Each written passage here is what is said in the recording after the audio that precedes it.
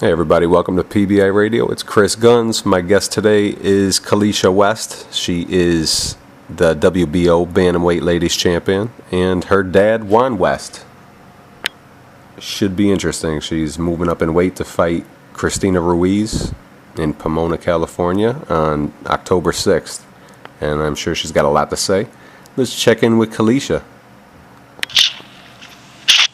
Kaliesha and Juan West, thank you for being on PBI Radio. Appreciate your time. Thank you for having us. Yep, thank you. Tell me about yourself, Kaliesha. Where were you born? South Haven, Michigan. And what's that like, growing up in Michigan? You know what? I didn't grow up over there. We moved all the way to Arizona at first when I was 4 years old. Yeah, and the odd part, though, that's my hometown. I grew up in South Haven, Michigan. Well, my dad grew up in South Haven, Michigan. No. And where did you grow up? You grew up in... I grew up in Moreno Valley, California. Oh, so you're a California girl. What's that like? I have a Midwest heart, but I live a Cali lifestyle. That's it. You got it from your father. Yeah. So tell me how it is being raised where you were raised. What kind of place was it? Well, for the most part, it was very diverse. You know, like you have every ethnicity everywhere you go, growing up in high school, junior high, and when I was little, though, you know, I would always living in the apartments, I was always getting picked on by the bigger girls, and I got jumped one time, and they would call me like Oreo, and haters. Like, yeah, because I'm mixed. And it's like, you know, what race would you want me to claim? Like, you know, I'm in a Latina magazine, right, and people say, well, she's not Latina, and I'm like, hey, well, my mom's Mexican. And then it's like, if I'm in a Puerto Rican magazine, well, she's not Puerto Rican. Well, my dad's mixed with Puerto Rican. Like, well, what do you guys want me to do? Why you know, that's how it was growing up. I was kind of looked at like, what are you mixed with? And for the most part, I grew up with the boys, playing with my brother outside, and he was like my best friend. So we'd go play kickball, throw rocks, catch spiders, and do all the stuff outside. I loved being outside. I was like an alley cat growing up. A tomboy. Yeah, I was a big time tomboy. So your father's Creole, I heard. He's Puerto Rican. He's Irish. He's American Indian. And your mother's Mexican only, or is she? I heard she was Mexican and Korean. What is your mother? Well, she has Korean family, you know, on her father's side. On her grandfather's side, Kaliesha's grandfather's side. So Kaliesha's just global. She's a part of the world. People just gotta accept it. Nobody's like that. Nobody has that many cousins. Every ethnicity decided to come together, and then I was created later on. Yeah, I have a Korean doctor that loves Kaliesha because she's got the Korean in the family. It's just you're global. You belong to the world. Right. And tell me about your home life growing up. Who's in your house? You just have your mom, dad, and a brother? I grew up with it being my brother and my mom and dad, and then when I was around 11 years old was when my baby sister Giovanna was born, and then right afterwards Jasmine was born. And for the most part, it was me, my two sisters, and my brother up until I was in high school. And then that was when it was my senior year, and that was when my parents were going through a separation and divorce. But throughout, I was pretty much raised with mom, dad, you know, brother, and my two sisters in the house. And what kind of girl were you? Were you just into sports and stuff? I was always wanting to play kickball. I remember being 13 years old in junior high, and my brother was getting older. He was a year and a half older than me, so he was getting in high school, and I was like, come on, Marco, come on, Thomas is outside. Marky is outside. We're going to go get the bats, and we're going to go, you know, hit rocks or do something crazy. and play handball every day on my we would play handball on the garage door, and I remember it got to a point where my brother was just like, no, I don't feel like it anymore. He was inside playing computer games. He got hooked on computers when my dad brought computers home, and I was still wanting to go outside. But then I would end up staying, and we ended up getting like wars. We'd get Call of Duty wars going, and then before that, though, we get GoldenEye on the Nintendo 64 wars going and Mario Kart wars. I was always, I was always having to go that extra mile because when I was outside when I was little, my brother's friends, they wouldn't really accept me because I was the only girl. So I was always fighting with the boys. I had to fight Joe. I fought Marky. I fought Thomas. And it's funny because a couple of months ago, one of the boys that I fought, he wrote on my Facebook wall and said, I knew you were going to be a champion because I remember when you knocked me out in the garage when we were little. So you're making impacts when you're a little girl. How did the divorce of your parents affect you?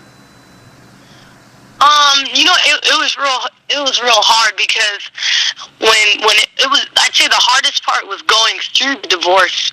Because when I was a senior in high school, and my dad and my mom were going through problems. My dad, he doesn't have any family out here. All he has is a little brother. And, he doesn't have a mom or dad he could call or run to for advice. So for the most part, me and him being so close, he was kind of leaning on me.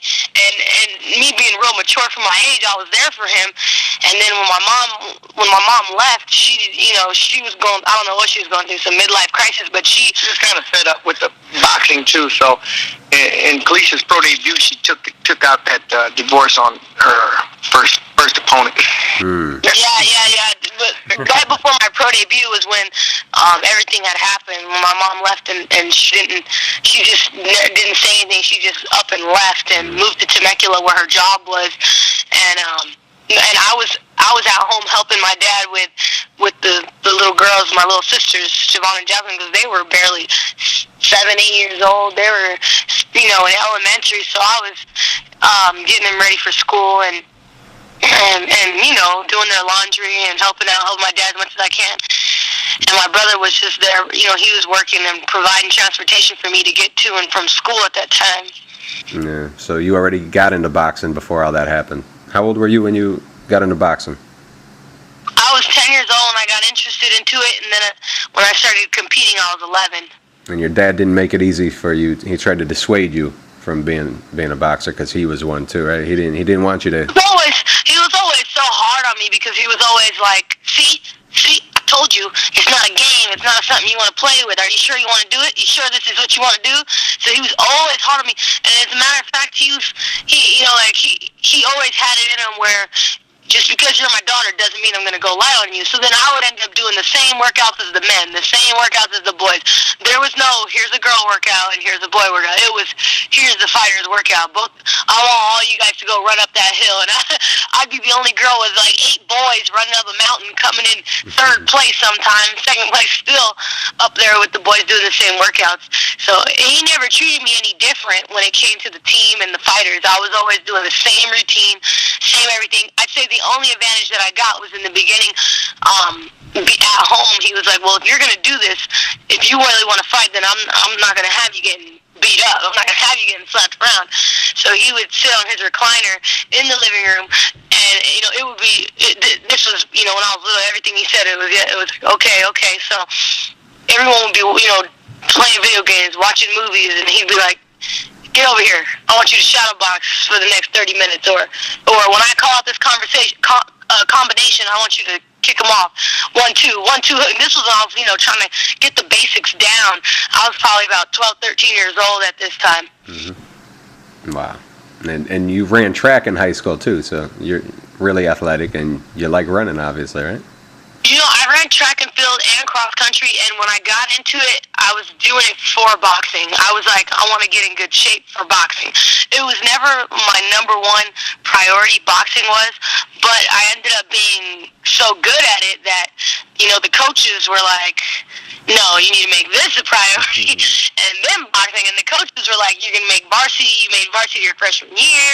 They were always wanting me to just be there at every race, be there, and it was almost to the point when I was at the end of my sophomore year when I felt like, geez, I have to choose because I'm going out of state for these tournaments now, and then my coach was giving me a hard time, and well, I'm not going to let you race if you miss this amount of practices, and it got real bad towards the end, but for the most part, I was always, varsity in the top top runners during my freshman year. We broke records my freshman year in the 800, in the 4x8 relay at the Invitational. And then when I ran cross country, I came second in the league, and that's with all the high school's very final race in the cross country race. And when did you know how good you were in boxing? What you won a lot of awards as an amateur. You won the 2002 and 2003 Junior Olympic Championships. How'd that feel? I'll be honest with you. It didn't dawn on me how good I was till I turned professional. Because in the amateurs, I may have had a lot of wins, but there were losses too. And the losses were always when it counted. You know, like I'd go all the way to nationals, and the preliminaries, I'd lose by a point or 2 points. And it would. And sometimes, you know, I remember one time fighting a fight in a ringside world. Yeah, but the odd part about all that is I always look at the girl that she fought. The girl that she'd fight was so beat up. Yeah, Kaliesha would lose. You know, so the amateurs just didn't make no sense. Yeah, I'd never get the decisions because I wasn't belonging to a, you know, just people can say what they want to say, but the amateurs is just as political as the pros. Everywhere you go. And I wasn't one of the getting ready to go in the USA's, and the officials were telling the girl I'm about to fight, hey, are you going to wear your USA colors? I was looking like, why are you asking her this? And you're going to judge our fight, really? And then, you know, when I fought in Ringside World, I gave the girl an 8 count in the second round, and I beat her up, and we only fought 3 rounds. 2 8 counts. And I gave her 2 8 counts, and then it took 30 minutes to say the decision, and then they gave her the decision, and they erased in my book 1 and erased it to a loss, and then the referee was taking pictures with her after our fight. So I was always, you know, that was real hard on me. I had other fighters that were like winning. The selected fighters winning the match. Yeah, plus he had a lot of his male fighters would always win. You know, he had Chris Arreola, who was winning every time. Golden Gloves, went all the way. He won about 18 fights in a row. And then Anthony Villarreal went and won nationals in the Silver Gloves. Back-to-back Silver Gloves. Back-to-back Silver Gloves. And Sugar Ray Leonard chose him as the outstanding boxer of the entire tournament. And I'm like, here he is, you know, it must be me. I must just be sorry because I'm losing in these big meets, you know what I mean? And then, but I always said, and I always had told Kaliesha, you know what, Kaliesha, God got a bigger plan for you, and you know you're gonna do bigger and better things in the future. So just don't worry about the losses, you know, because you are good. I never gave up faith in her, you know. Yeah, and but anyways, when I went pro, and I was winning, and I just kept winning and winning and winning, and I remember I was like, wow, I'm winning back to back to back. I'm not just winning, but I'm dominating, and I was like, this feels good. I'm pretty good. We should learn how to win. That's the thing is, you know, a lot of these fighters they never learn how to win. Some of them may just be winners automatically because they're talented or for whatever reason, but when you learn how to win and become a winner because you know how to win, then that's a big difference in a champion. So Kaliesha has a lot of heart and a lot of determination and a lot of willpower that figures out a way to win, and those are the type of fighters you can name them, like Bernard Hopkins, you know. He'll figure out a way to win. He shocks everybody, you know, even at his age, you know. So there's a lot of fighters out there that figures out a way to win, and that's what Kaliesha is, one who have figured out how to win. Yeah, it's amazing though. You had a 98-10 record as an amateur. Is that what it was? Oh yeah. And you didn't know how good you were? The 10 losses, they came when it counted. When it counted, like against Idolila Ruiz and Vanessa Juarez and, you know, Sacred Downing against the big dogs in the finals, you know, and razor close decisions. Yeah. You know, I would have to say that Kaliesha legitimately had about 4 losses. No, she should only have 4 losses. You even see that in the pros and in women's boxing. There's a lot more draws than you see in men's boxing. I don't know why, but yeah. Well, Kaliesha has a few draws, Mm-hmm. and the game. The game is very, I would say, corrupt. Okay, and for example, I really believe in my heart that Kaliesha beat Ada Belez, but the promoter wanted a rematch. Well, I mean, even in that fight, after the fight, Ada Belez even said, this was a good fight. We got to do this again, but you got this one. Mm-hmm. She took her hat off, and I gave her her respect. She gave me mine. Yeah. And then when we went over to Denmark, and we knew we had scored a knockout to win, we accepted a draw, even though we know we won, and the girl over there probably won about 3, maybe even 4 rounds at the most in that fight. So the draws, even I want to say Ava Knight, even her fight, we thought we won. Yeah. But it's hard to bounce back. That was Kaliesha's only loss, and it's in the minds of the judges that you lost that fight. So let's see how you do in this fight. So it's hard for them to see, the true winner, the clear winner, especially in a close fight, because her and Ava's fights, they're close. Both of them were close. Yeah. Razor close. It was Ali versus Joe Frazier type of fights. Those are 2 of the greatest fights of Kaliesha's career right there against Ava Knight. 2 talented girls, that's for sure. And oh yeah. Did you feel? 2 raw sisters. Going down. They look like No sisters too. And how, did you feel like you kind of felt the pressure as an amateur, and maybe that's why you were fighting such close fights? Did you feel pressured at all? Was there added pressure, I guess? No, you know what it is my style wasn't what they liked.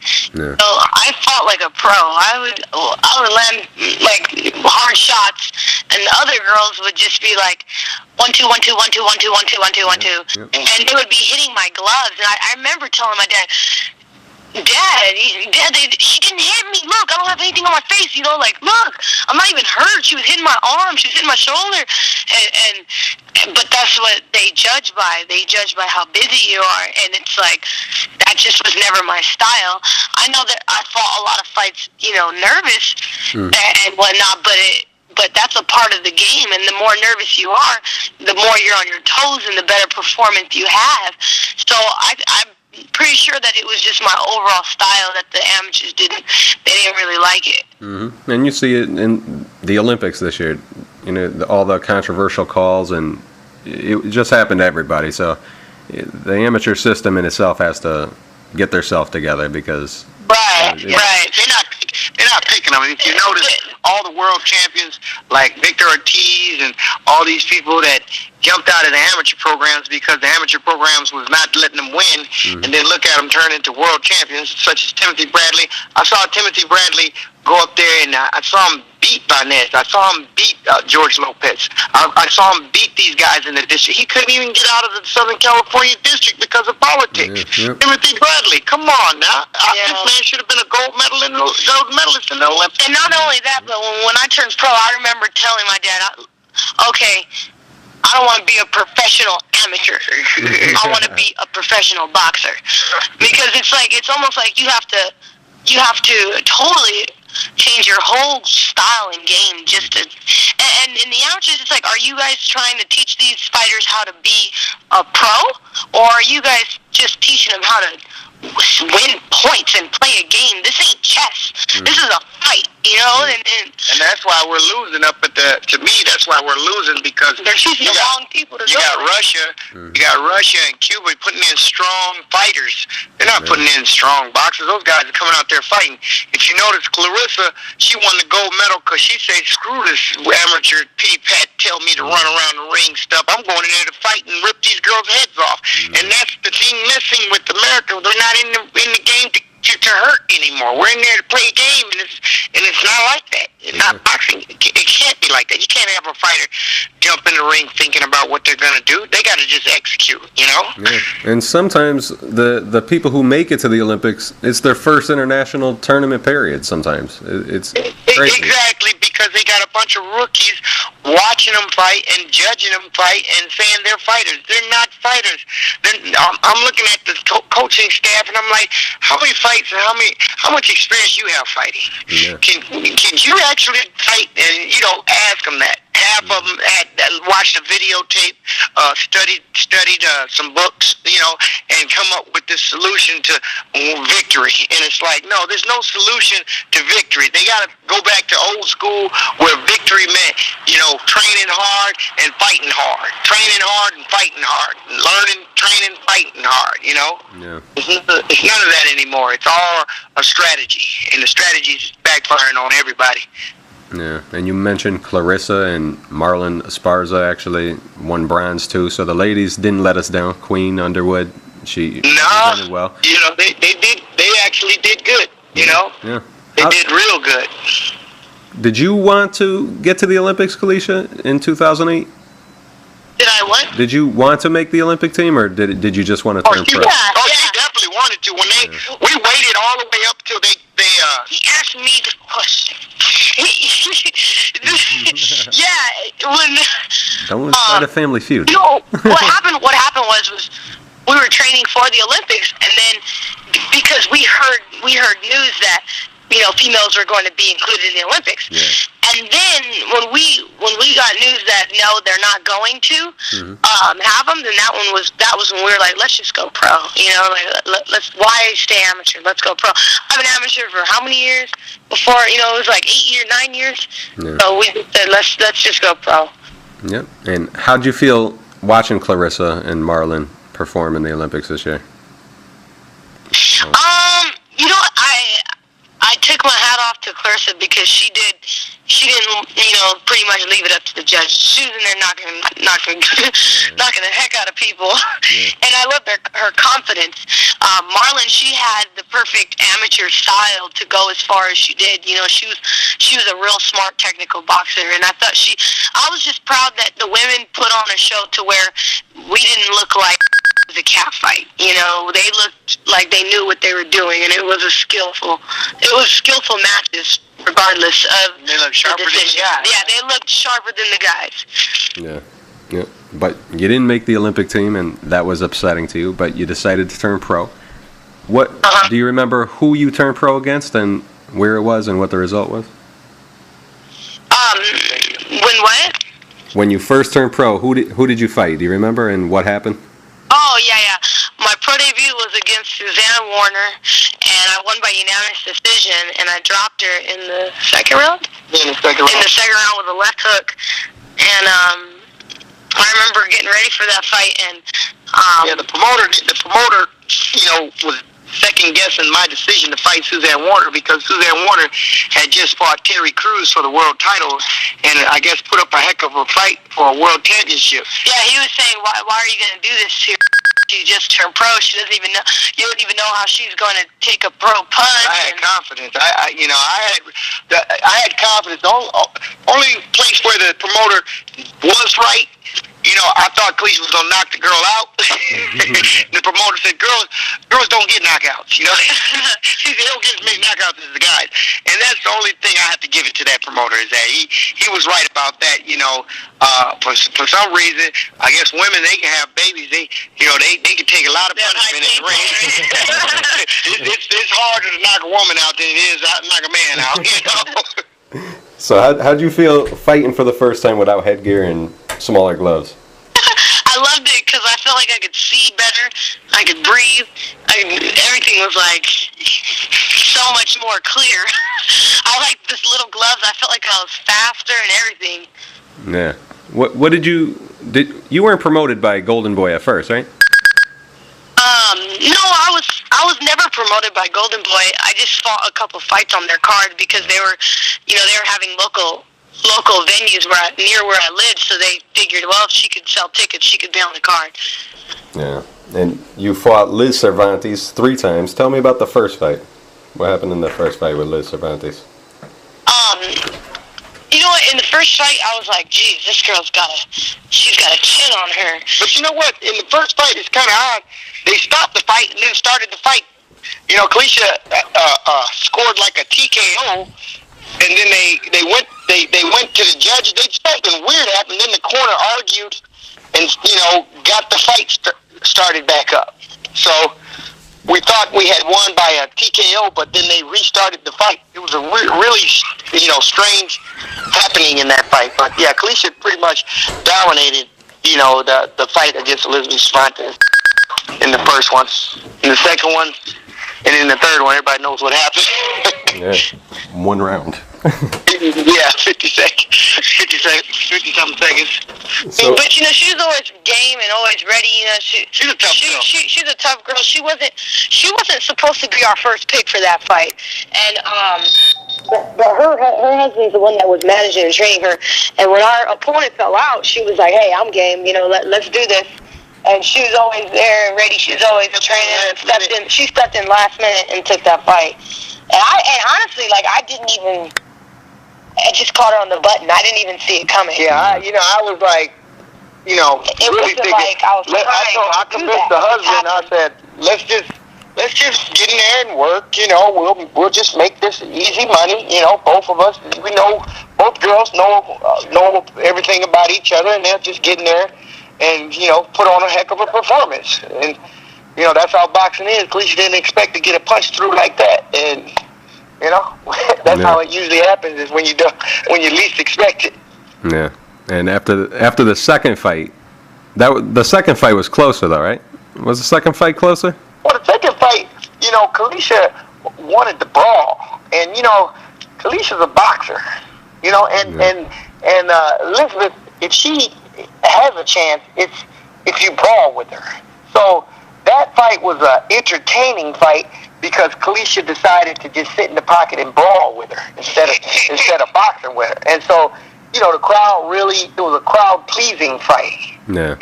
But when Kaliesha boxes, she can box a girl's ears off, and set up her punches and everything, and set up knockouts and things like that. So, I've always told Kaliesha, because there's a big difference between myself and Kaliesha. I got into boxing because, I got in a lot of fights on the street, just constantly just in fights all the time.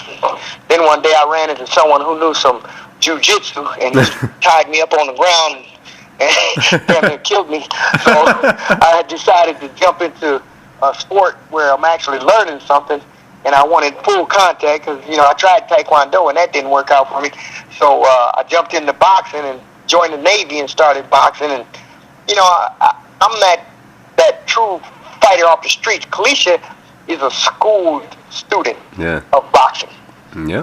She's when I started training her, I told her, you're going to learn the art of fighting, the art of boxing, all in one. Mm-hmm. You're going to be a boxer puncher. You can bang, you can box, you can choose whatever you want to do in that ring, depending on the opponent you're in there with. You're going to be able to make those adjustments. So, it worked out good for Kaliesha, and Kaliesha's deadly when we work together. When me as the fighter, I put that fighter, I bring the fighter, the fight, the actual fight. That's why I've ended up with so many champions, because, a lot of these champions, they don't realize they lose the fact that they have to be fighters. Mm-hmm. You have to be a fighter first. Yeah. In this sport, because you are getting hit and hit hard, and when you get hit, like the old saying, lose your head, your ass go with it. You got to keep a cool head. You got to learn how to control yourself, to have self-control while you're fighting. That's the science in it, is having all that self-control to be able to put together a fight, combinations, effective combinations and punches that actually, benefit you to the point where you end up with a knockout or you end up beating up somebody. And that's why Kaliesha's so good. You didn't treat her any different than how a guy would usually treat his son getting into boxing. That's why she mastered those kind of things that a lot of women boxers weren't mastering early on. Right. Well, the thing is, you got to think about it. You're a father, and that's your daughter. Yeah. I'm the type of father. Well, I'm a very protective father. Mm-hmm. So I'm going to do to my best ability what I need to do to protect my daughter. And so it's like I'm teaching her the art to the fullest, so that I don't feel threatened. Yeah, threatened that she's going to get hurt in there. Yeah. Now, I don't know. Not everybody thinks the same way, but sometimes you see, like, people who aren't so good looking thinking they're really good looking, but Kaliesha's a pretty girl.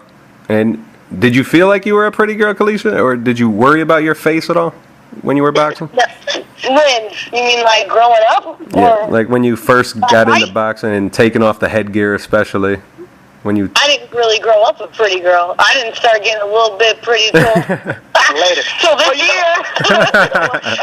So boxing helped. I made sure I kept that pretty out of her head. I used to they used to call me Jaws.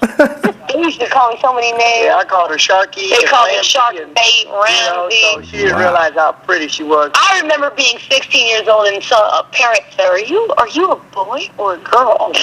Wow. And I looked at him like, I'm a girl. Yeah, I never grew up looking pretty. It just started happening as I got older, but it's not something that I think about because I didn't grow up and that being like a priority or something I even considered. And when I fight nowadays, people are like, "Oh, you're too pretty to get hit," or don't fight too long. You're going to ruin that pretty face." And I'm like, I don't even think of it that way, Boxing actually helped, maybe. Boxing actually helped me. It kept me in shape. Yeah. And after the second Cervantes fight, you fought a close fight against Carly Beatty. Tell me about that one. Oh, that's a Marine. I ate all that shrimp. that was against Tonya Craven. Tonya Craven. Yeah, but I had that shrimp against her too. I was eating shrimp. That was, what happened was back when I was fighting those fights. I never knew. I didn't have a nutritionist. I was just, like a little kid. I was just eating junk right after the fight. I was just reckless. Mm-hmm. And she was saying to everybody, "Oh, I'm gonna knock her out with a right hand." Yeah, telling people she's gonna knock me out. So I was just like, I'd like to see you try. So when I fought that fight, you were actually.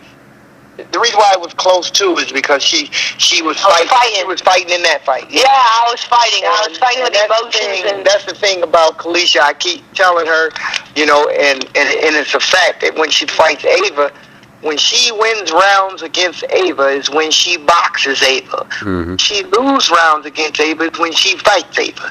And I told Kaliesha, there's a big difference between a real dog street fighter and someone who's trying to fight. Okay, so you got to stick to your game, which is boxing. Box. And against Carly Beatty, it was a brawl. They had a fight. Kaliesha won. She's very stubborn, and Kaliesha, she can feel. She feels she can beat a street fighter in the street. She get these girls that's in the hood that come from Compton or whatever, and they get the disrespecting her, talking all smart, and Kaliesha feels I'll whoop them.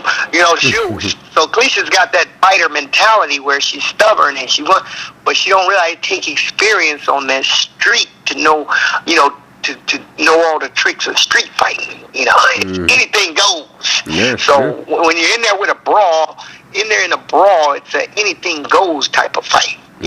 Compared to a boxing match. So, it's going to be interesting because this girl we're going to fight coming up is a brawler. She's a fighter. So you got boxer versus puncher, boxer versus fighter.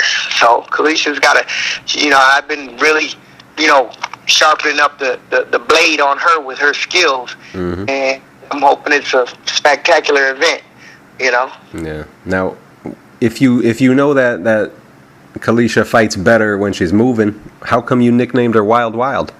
Just because it goes west? well, I was the Wild Wild West, and the Wild Wild West was because in my high school days I got that nickname I was a track star, I used to do the hurdles, high hurdles, low hurdles, the mile relay, and the pole vault. So they was like, man, that dude is wild. He's all over the place. He's wild, wild west. So Kaliesha, she just that name was just transferred to her from me. Just a I was meant to be a world champion, so you gonna go ahead and become the world champion for me. It'll be okay. And I don't want to have you run out of batteries, but you stopped debuting Flor Verdugo in Mexico. How'd you like fighting it? How'd you like fighting in Mexico that first time? Did you notice a difference with the way the crowd accepted you? The crowd did accept me. I remember when I went out to Mexico, I was supposed to fight somebody else, and they changed the girl at the very last minute, and they ended up putting a girl who had her dad on the card, and we were like, what? They're pulling a ringer on us, and we were just like nervous at first, but then after the fight, after the first round, I remember my dad was like, Kaliesha, just box her and carry her. And then I just opened up a combination, and her jaw, they said that her jaw was fractured, and they stopped immediately. And I only opened up a combination because as soon as she started throwing a little bit of punches that weren't even landing, the crowd was going wild. So I was like, what? So then I got a little bit, upset, and I opened up real quick, and then when I opened up, the ref was like, no, she's too much for this girl. But after that happened, the crowd was cheering for me, and then even after that, all the kids were wanting to take pictures with me, and everybody was just like, oh, can I have your autograph? That was like my first time giving out autographs was when I was in Mexico. I was like, wow, this is cool. They're nice out here. Yeah, that's what I heard. Ava Knight actually told me that they accepted female fighters a lot more in Mexico, and that kind of surprised me because you think of the Spanish culture is known as being more, male-dominated and... Oh, yeah, I know. That's what's funny is in the Spanish culture, it's like women are usually, the cook at-home moms, moms, and the dads are always the hard-working out in the field. So when the woman's out doing the labor like that, it's a surprise that they respect the women so much. Yeah. Then you did fight Ava Knight. She was 4-0 with 2 draws. How long did you know Ava? Did you know Ava in the amateur days too? Nope, I didn't know anything about her. My dad knew everything about her. When I fought her the first time, my dad was the one saying, hey, this girl, wants to fight anybody. She wants to fight you, so let's do it. And you're going to keep getting called for this girl because she lives in California and she's your weight. So no matter what, you guys are going to end up meeting up, whether it's now or later. So let's do this. And she's local. All it is a drive away. It's good for the promoters to put it together. We meet halfway, and I didn't know anything about her. But that's usually how it goes. I don't really know much about who I fight. My dad's just, he's always the one who keeps tabs on who I fight, and I just listen to whatever he says, Yeah. And you did lose the decision, and you felt you won. Your dad already said that you guys felt you won that decision. But how did you feel to look at your record? The first fight, I know I lost. It was a close fight up until the last 2 rounds. Oh, okay. And then the last two rounds, what happened was, I'll tell you exactly what happened, was somebody went in our corner from the audience and said, you're losing, you got to knock her out to win. And really, it was 3-3 and going into the 7th round. So then I went out there and trying to knock Ava out. In the last 2 rounds, I was literally just running in there trying to hit her in the face like an idiot, getting hit as I was going in, just getting hit clean. And it was like blow for blow, but her punches were more, crisp and harder. They looked like the harder shots. And even though her back was against the ropes and I was pressuring her, I wasn't putting anything on my punches. I was just, exhausted from my emotions and trying to score a knockout to win because I felt like I had to knock her out to win. And after that, after I switched up my game completely, that was when, she took those last 2 rounds and she won by unanimous decision. Yeah. How'd you feel when you did lose that perfect record? Did it bother you? Yeah, it bothered me a lot. I didn't talk to anybody. I remember running out of the ring in tears and ran into the dressing room in tears, not wanting to talk to anybody. And you know, in the ring, I was thinking I won. You know, at that day, I was like, you know, I won. But then, you know, but when I look back at it and I think about it, and you know, I think about how close the rounds were. I'm an honest, you know, judge upon myself. I'm an honest critic. I don't really, you know, I don't really see things in a biased way or favored way. When I think back at it, I know that there's things that I could have done better, and it really hurt me. But at the same time, what doesn't, you know, break me makes me, and I'm the type of person that if I lose, I don't want to stop until I win. I'm just really stubborn. I like to see, you know, put it this way, I used to play Mario Kart and play the time trials for like 7 hours straight until I beat my brother's time. And then I'd beat his time, and he'd go one try and beat it again, and then I'd be there for another 2 days until over and over and over and over. Yeah. That's how stubborn I am. I just don't. It's hard for me to accept defeat. Yeah, that's why you're so good. You know, the fighter that never sees a flaw in themselves, they won't improve. So it's good that you think that way. You know, and after that fight with Ava, you took off 9 months. What were you doing for 9 months? Not fighting. I wanted to rematch immediately. I remember I was telling my dad, I want to fight her again. And he was saying, would you relax? You know, let it chill, and let's see where she goes after this. Let's see where you go. That was a tough fight, so that's something you guys both fought, you know, somewhat prematurely. You guys fought early in your careers, and you know he has a lot of respect for her, and so did I, and so, you know, I didn't really. I let it go after like 2 months. You know, it was hard on me in the beginning to where I was like, the next week I was like, I want a rematch next week. And I want a rematch next month. I just wanted a rematch, period. And you know, I'm the type of person, even if I get knocked out, I'm like, hey, I want a rematch. This is how I am. And so it didn't bother me. And for the most part, we were out. Regardless of the 9 month layoff, that wasn't something we intended to do. It just happened that way. We were always looking for more action. And my dad, he's a real strategic guy, and he planned. You know, he felt that he needed to get my confidence back up to par. So when, you know, after that, he was trying to strategically match me with girls that he knows I'm ready for, but I should win if I'm at my best game. And then that way I'll get back on, you know, top on a winning streak. He wanted me to get back on a winning streak. Yeah. Yep. Then you won almost every round against Rolanda Andrews, and then you fight to a draw against Ada Velez. You felt you won that draw? Did you feel you won that decision? I felt that I won that fight because I remember the promoter when they were about to say the decision, he was like 5-1. He gave her 1 round.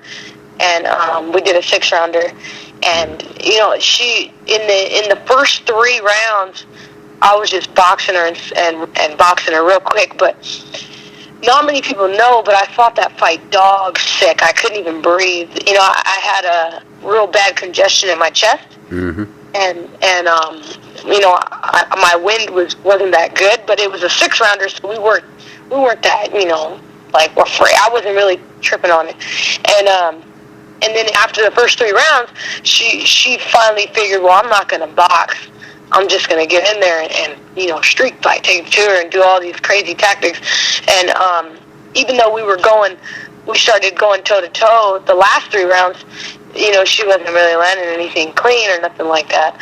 It was always, you know, me just landing the cleaner shot. She was just picking her punches, and you know, I guess the judges saw it one way. So, but you know, even she was like, after the fight, she was like, yeah, you know, even though, you know, it was a good fight, and I definitely want to do this again, but definitely, you know, I have to give it to you. You know, you won this one. You got this one, Ma, because that's how she talks. And then, you know, I was just like, yeah, we definitely got to do this again. And you know, I appreciate her coming all the way down there and making her comeback fight against me. I have a lot of respect for her. I used to look up to her when I was little. I used to take pictures with her when I was in the Nationals, and she was already professional. Mm-hmm. So I knew very well about who she was, and I was just ready for whatever they put in front of me, because that was sort of like a last-minute thing that happened anyway. Yeah. Then you went and fought Anita Christensen in Denmark. What'd you think of Denmark? Oh, Denmark was beautiful.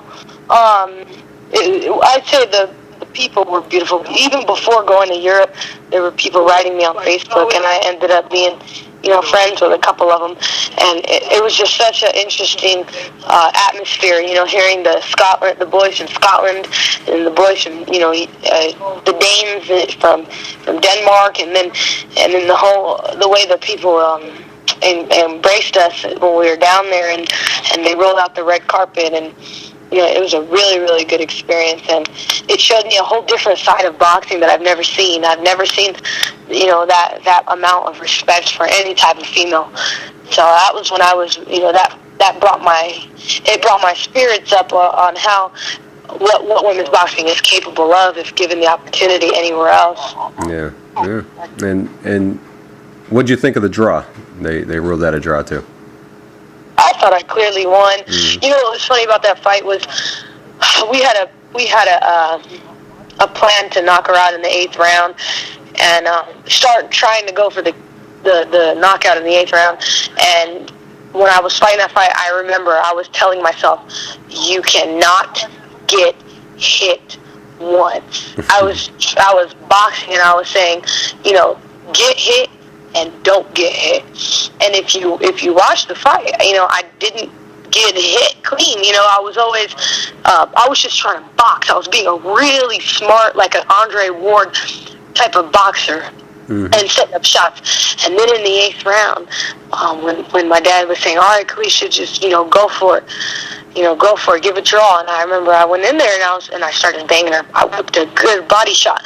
And as soon as I hit with that body shot, she leaned over and grabbed my arms and held on tight. and from then on, because she's a veteran, so she knows how to survive if the waters get deep. Mm-hmm. She knows how to swim deep waters, and she tangled me up, and that was my first time going, in a whole nother country, but I really felt like it kept me focused, not being able to understand what anyone said. I like that. Yeah. I didn't mind that. I didn't like that at all. But I thought, after we replayed it a couple times, I thought I gave her 3 rounds, but I knew that I had clearly won 7, Yeah. And after that, you went to Peru. What'd you think of Peru? Do you speak Spanish? Your mom's Mexican, and your dad's got Puerto Rican in him. You must speak Spanish, right? Yeah, I speak Spanish, but not fluently. I didn't grow up. I taught myself, and I was in Spanish class. But when I do get to going, people like at work, they think they think I speak fluent Spanish as soon as I say one sentence because I sound fluent. And not only that, when I understand everything, I just have a hard time putting my words together, like, fluently. Yeah, me too. Yeah. It's tough. And then you fought Vanes Jimenez in Peru, right? That was the night you fought Vanes Jimenez. What'd you think of the fight? And how did the Peruvians take, except ladies boxing? Her name was Vanessa Guillermo in Peru. And first off, that was a blessing in disguise.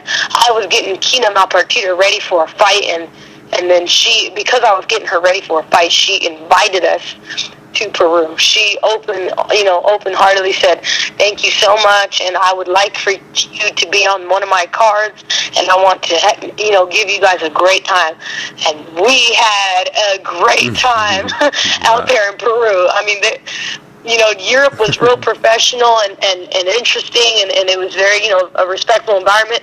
But Peru was just a getaway. It was an amazing experience.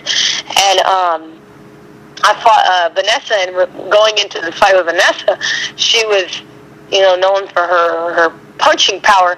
But when I've seen her, I expected her to be a lot bigger. She wasn't as tall as I thought she was, and as big as I thought she was.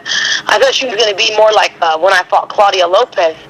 Claudia Lopez had a big back. She was a big girl, but she wasn't. And I think, that international experience, there's no greater competition than out here in the States. We truly have, like, a great competition out here.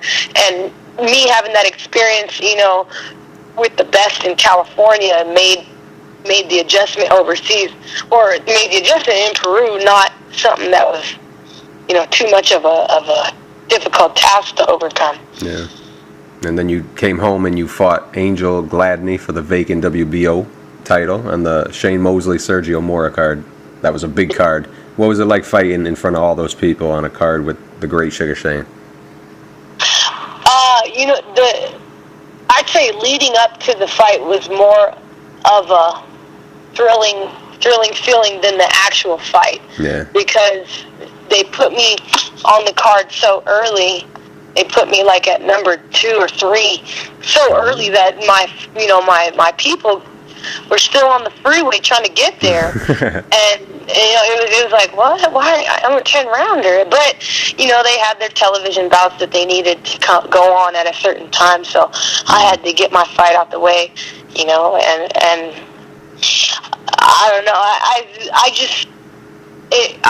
We had to sell 500 tickets to be on the card at the title fight, and we did.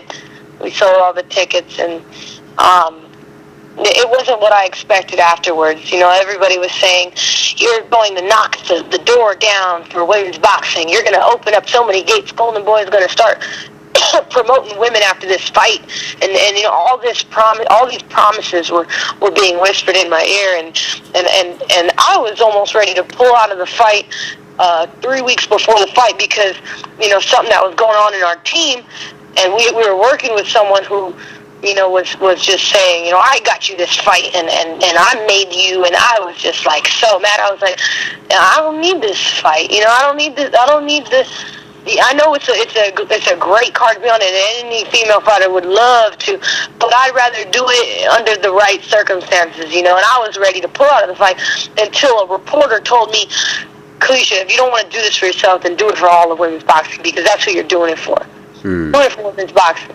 Yeah. And they were like, you're going to be put in the opportunity to you and Angel to display what female boxers are all about on a major card, possibly will be televised. So I was like, okay, well, you hit me where it hurts because I'm a giving person, and I'll do, I'm going to do it. And I ended up fighting the fight, and everything happened. It couldn't have happened any more beautiful. I didn't try or bank on a knockout. I didn't predict it like Ali does, even though I admire him for doing that. I was just going in there saying, I'm going to do my best. I've trained so hard for this. This is, I'm finally home, and I have this opportunity. It doesn't come too often, and that's what I was, banking on. And then when I got the knockout, it was just even better. It was like the icing on the cake. Yeah. And we didn't look like girls fighting. We looked like two, boxers. Yep. And I did everything that they had said I needed to do. I did my part, but nothing happened that was promised. It was just so many empty promises. After that, I thought women were going to be televised on a regular. I thought Golden Boy was going to start promoting women. I thought they would even have signed me. I thought I was going to get a signing bonus and all that. Nothing ever happened. So terrible. And it's so strange that's why it was a great accomplishment. I'd say it was more of an accomplishment that was my dad. It was for my dad. I dedicated that fight to my dad because he's a world championship coach. He teaches fighters, and he could take a fighter all the way to the top. And I just wanted to prove that. I wanted to prove to everybody, who had left my dad or any fighter who ever felt that he wasn't a responsible enough coach to take a fighter all the way to the top, that he can. And that was really what that fight was about. Yeah, that's nice. And you stopped there in the 7th. You did it. You accomplished it. You're a champion now. How did that feel to hold the belt when it was over? I didn't really feel. I honestly didn't really feel much of it until my city recognized me and they gave me a proclamation and they highlighted all of my accomplishments in boxing. And then at the very end, they said, "And now, like I said, the atmosphere of that night wasn't what I expected. Yeah. I thought afterwards I would be on the, I was more like, okay, hurry up, get on the stage to say your speech. Okay, get down. Okay, let's, it was all about Shane and the other televised, Frankie Gomez and the other televised guys. So yeah. I really felt like just another number that night. And being honest, I didn't. I really felt the tears came for me when my city had me as a special guest in the city council on the local television channel with a proclamation that they gave and my mayor signed, and it was out of nowhere. You know, it was like, we recognize you, we've seen your accomplishments, and we would like to say thank you for representing our city in such a fashionable way. Yeah, that was when I got real teary-eyed. Yeah, and after that, you made your first defense against the only woman to beat you, Ava Knight. Did you want her particularly, or is it just that's the way the fight came up? Did you want to rematch her? No, I'll tell you what Kaliesha wanted, I don't know if she mentioned the car accident she got into, you know, right after she won the title. She was scheduled to fight that April, and just before, you know, in January, she got in a real bad car accident. And I didn't even know about that. Yeah, Kaliesha was going 65 on the freeway and hit the left wall, spent around and hit the right wall. Wow. And it was almost a fatal accident. It was a very bad. She totaled the car, and the seat belt had, you know, damaged her chest to where it gave her an internal bruise. So that took about 3 months to heal. And, you know, next thing you know, she lost her TV opportunity because we were going to fight on the James Toney undercard on Fox Sports. That was supposed to be her debut on TV. We lost that opportunity because of the car accident, and it came close to losing the WBO title. So, you know, we had to find someone that was willing to fight, you know, because 2 or 3 girls fell out, and the deadline was June. Kaliesha defended her WBO title on the deadline date of June 15th against Ava Knight. But they didn't tell me. And she didn't fight Ava Knight, you know, for a purse. She just fought Ava Knight to keep her belt, and Kaliesha accomplished that night. So that was a major accomplishment in her career, was that rematch with the girl that beat her to keep her belt. And that's the one you thought you won, the draw. Yeah, that's the reason why we fought Ava Knight. Was we were on a mission to keep that belt, and Kaliesha wasn't letting nobody take that belt from her. Yeah. Not even Ava. How much did it bother you, Kaliesha? Is she on the phone? One? I'm not sure if she's there. You there, Kaliesha? Yeah, I'm listening. Okay. How much did it bother you not to get the credit for that win against Ava that you felt you deserved? You know what? I was a little bothered because I felt like people were going to look at the fight and say, "Oh, Kaliesha got a hometown decision." You know, Kaliesha, I bet you Ava really won, but Kaliesha didn't. You know, she got the decision, she got the draw, she got lucky. That's what I thought at first. But being honest, the reaction from the crowd and from the people and from the media made me not so bitter. I honestly could say bitter. I'm not so bitter about the decision because everyone. At the end of the night, it was. I didn't realize it during the fight. You know, I was just fighting my heart out. But at the end of the night, the reaction from the crowd was like, wow, you guys, oh my God, that was so thrilling. That was so, nerve-wracking. It was great. You guys were just catching each other and just boxing. You were boxing because you were quick, and Ava was, coming at you. And everybody, I'd say that the reaction from the public is what really kept me humble and kept me just grateful and thankful that, it ended the way it did. I didn't, a rematch, as far as a rematch goes, it had to be with the right promoter, with the right, TV, and it had to be. I want the world to see the rematch, and I can honestly say that I'm not upset about the decision. Mm-hmm. I'm very thankful for the reaction of the people. And you guys are actually good friends now, right? Yeah, we were actually good friends before the fight too. No, were you in the second fight? Well, fighters that fight like that, you got respect for each other. Oh, definitely respect. Back in the days when I used to have my toughest fights on the streets with those guys, we became best friends. Those became my best friends. Yeah. The ones that showed you real true grit and real true heart and real true true blue fighter. You know. Not only that, but me and Ava we had a lot to relate. You know, we were both going through the same struggle of trying to get fights, trying to be treated equal out here in the States. Trying to, you know, we were just like living in the slums of the boxing, you know, world, and being discriminated left and right by promoters, and so we could relate. You know, I remember her specifically telling me, you know, this is ridiculous. I'm over here. She was telling me how she was living on her own, you know, with hardly any money because she's boxing full time, and boxing is not paying her enough to live. And I was right there relating with her. So we both have the similar story. So we had a lot, you know, we had a lot in common. Yeah, and then you went to Mexico. You fought in Mexico 2 times in a row after that fight. You fought Jessica Villafranca in Mexico. And what do you remember about Jessica in that fight? I remember just being huge. Big That girl was big. She was taller. She had longer arms. She was a big girl. Mm-hmm. And she was always fighting at 130. You know, she was always fighting at the heavier weights. She's awkward. But she was a very, you know, she was what I'd call a typical professional. She had power, chin, and heart. You know, she wasn't one of the most skillful fighters, but she definitely had, you know, power. And she was deceivingly good. She's one of those dangerous fighters you don't want to underestimate because they'll catch you and then boom, you know, get your number. Yeah. Ring your bell. Yeah, she'll ring your bell. And your last fight was in April. You fought Claudia Lopez.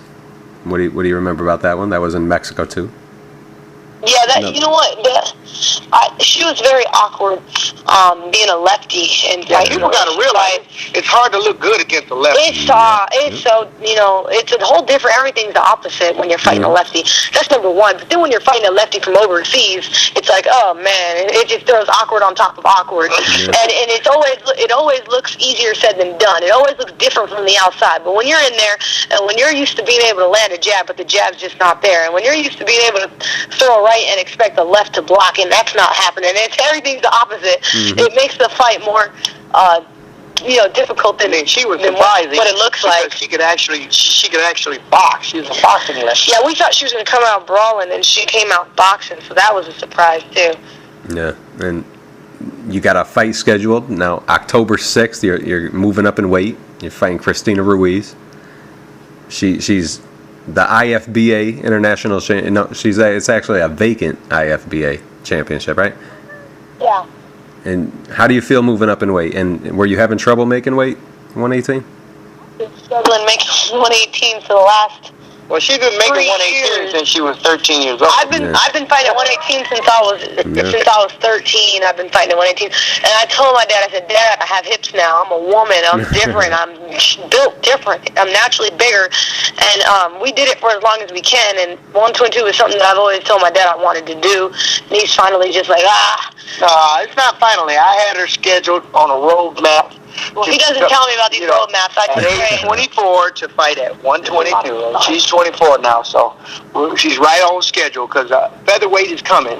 I think, you know, I really feel Kaliesha could be a 3-division world champion, so that's the goal, long-term goal. Yeah, I'm coming after you 26 pounders and 132. No, I'm just kidding.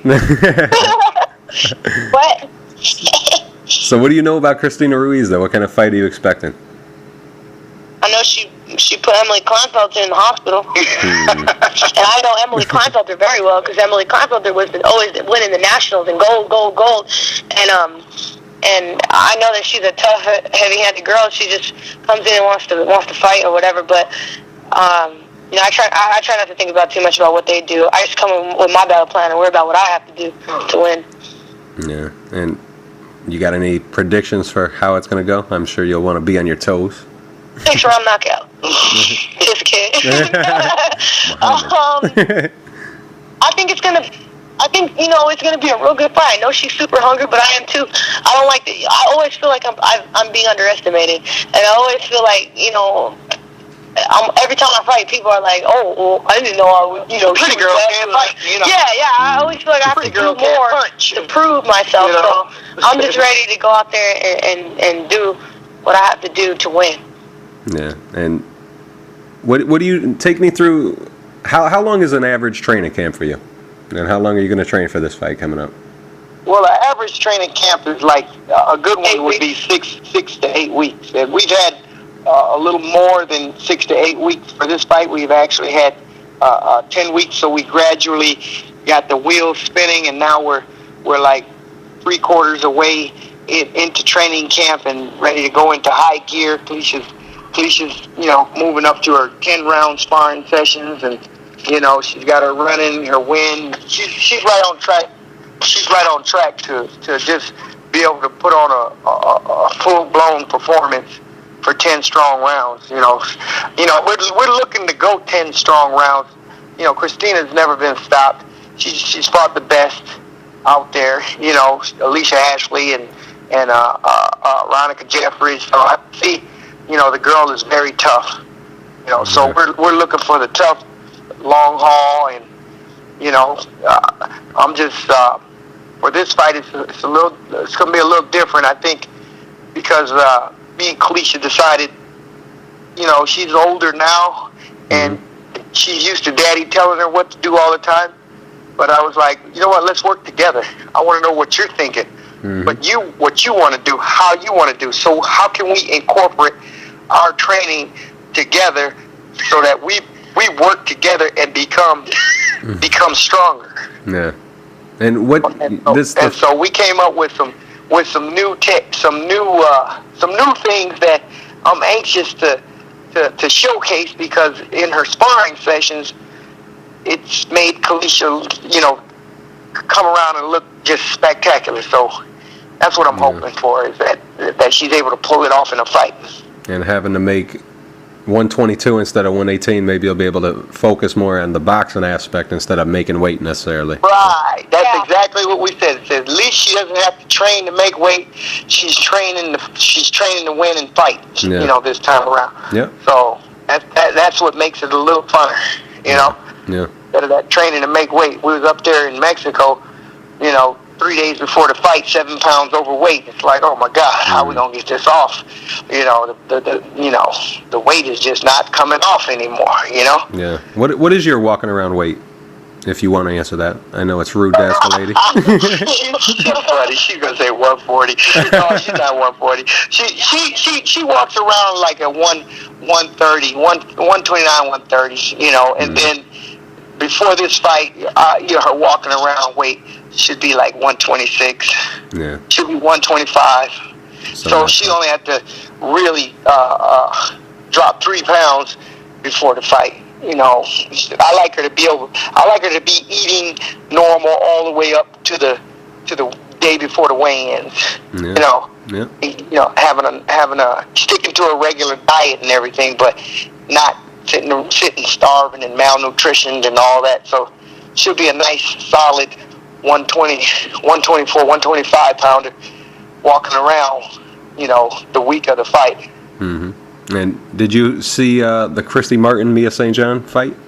I'm curious to know. I've seen the highlights. I didn't get to go see the fight. I just seen the highlights, Yeah.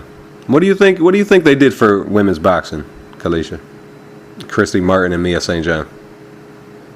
I think it was more of a fight that Mia wanted to do for herself.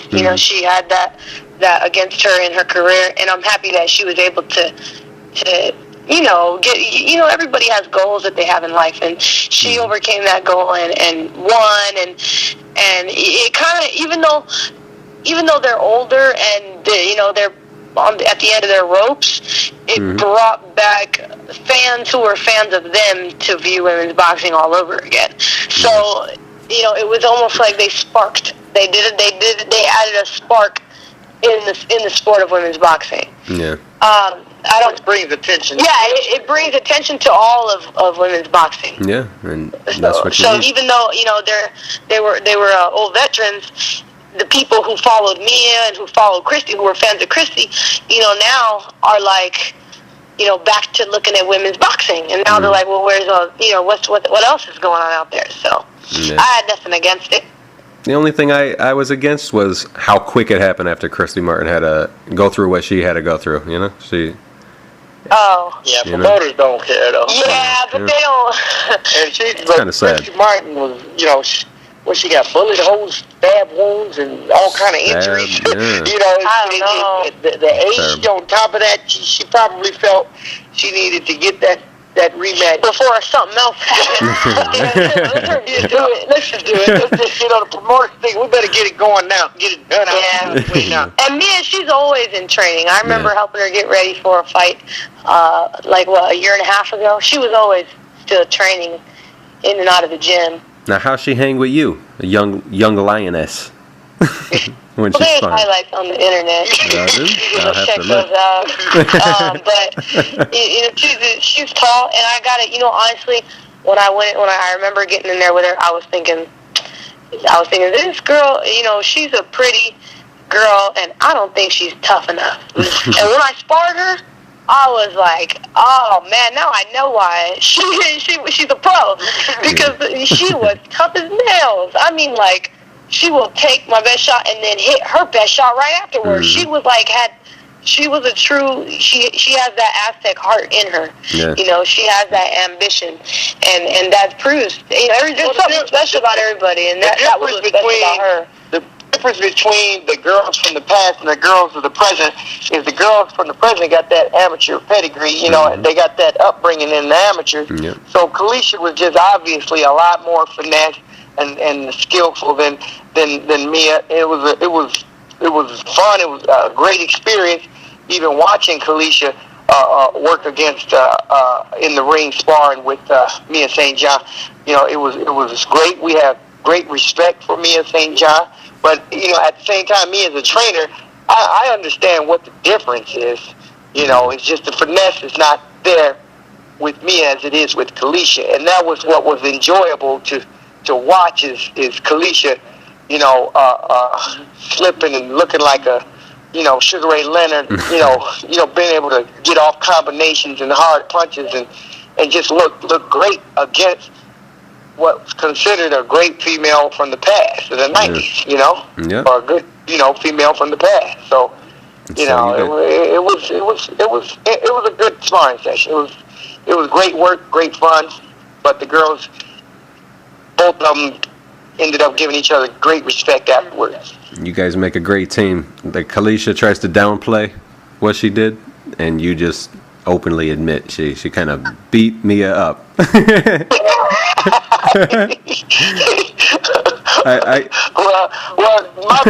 phrase is, Kaliesha, my phrase with sparring is, slap around. Who's going to slap who around, Yeah.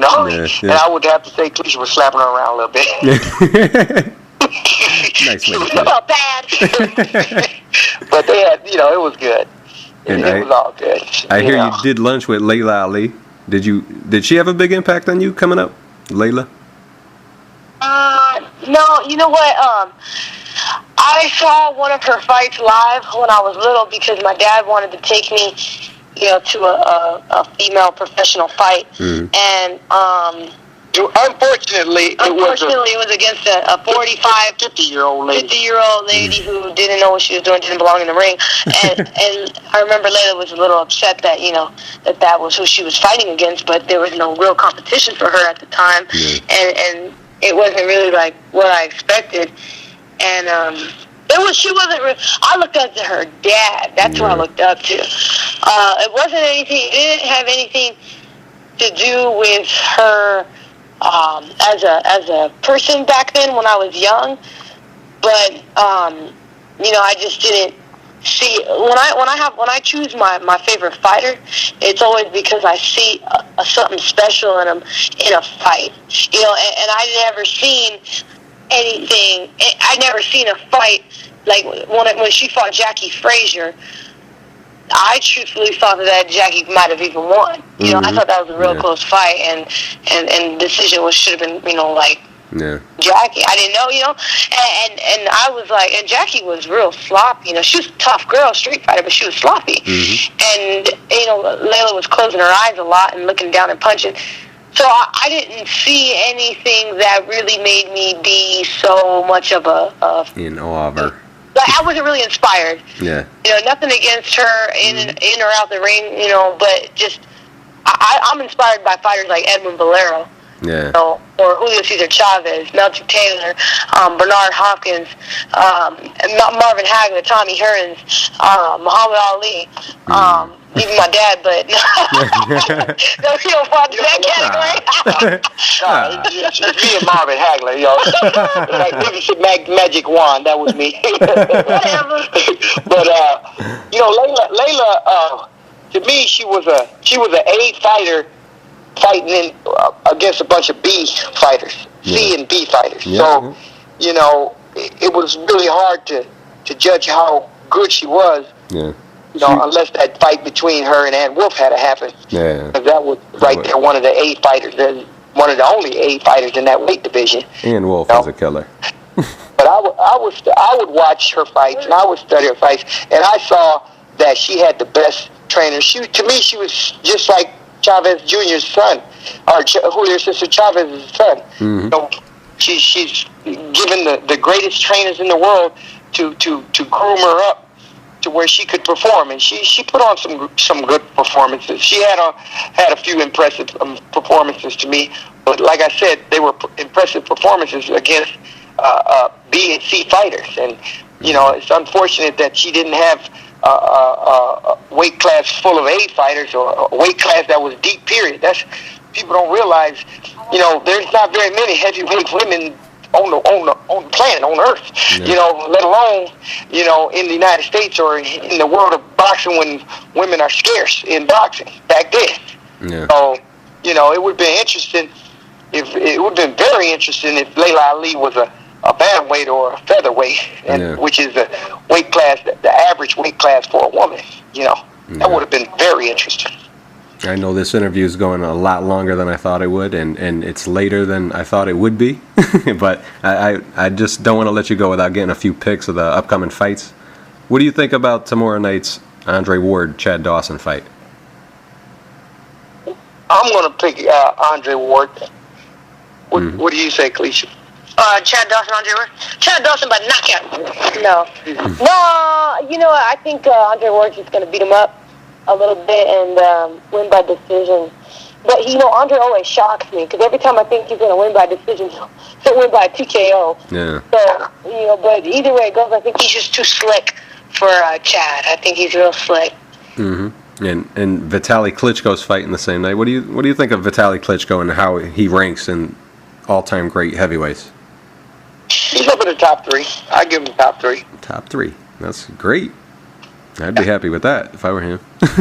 Usually people ain't that nice to him. He's that Russian and Rocky, man. yeah. The guy's great. And he took 3 years off and came back. People don't consider that really when they talk about Vitaly, but he missed 3 years. Yeah. Came back and looked great.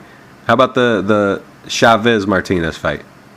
Ooh, that's going to be interesting. That's going to be really good. Very interesting. Yeah. I think Chavez may shock people and beat Martinez, but because the boy believes in himself. Yeah, I think, you never know.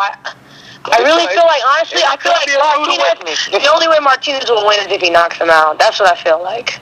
Yeah. I think Chavez has a chance of just beating him up. Mm-hmm.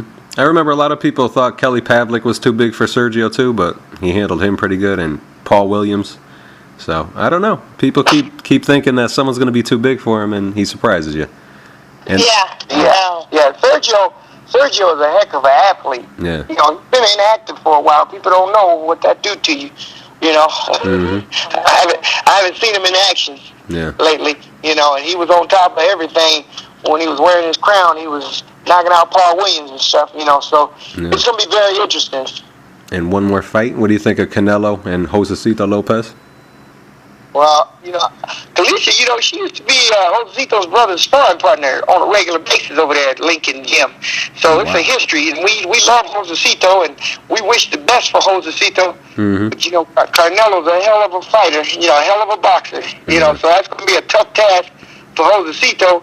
But I've always known, by bringing boxers over there personally, that Josecito got a hell of a left hook that it broke Victor Ortiz's jaw, and if he catch Canelo, it's gonna do more to break his jaws. It's gonna put him to sleep, you know, because that's I'm just hoping that Jose is just as hungry as he was against Victor, because he was so hungry. There was nothing telling him he was gonna lose.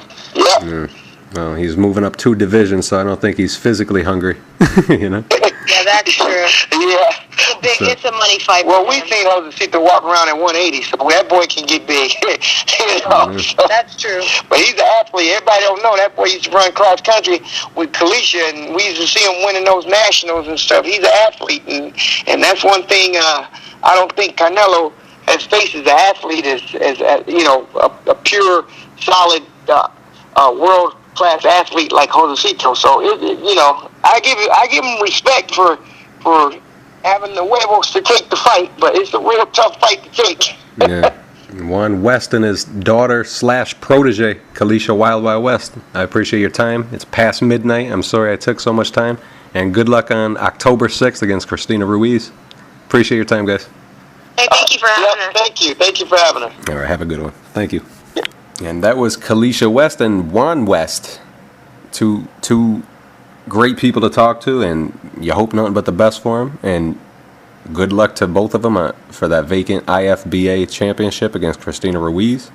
It's going to be in Pomona, California. And if you're in or around Pomona, say get out and see a very talented girl fighter. A champion. Kaliesha Wild West. Appreciate their time, and on behalf of everybody at PBI Radio, thanks for joining us. Follow me on Twitter at Chris2Guns. Thank you.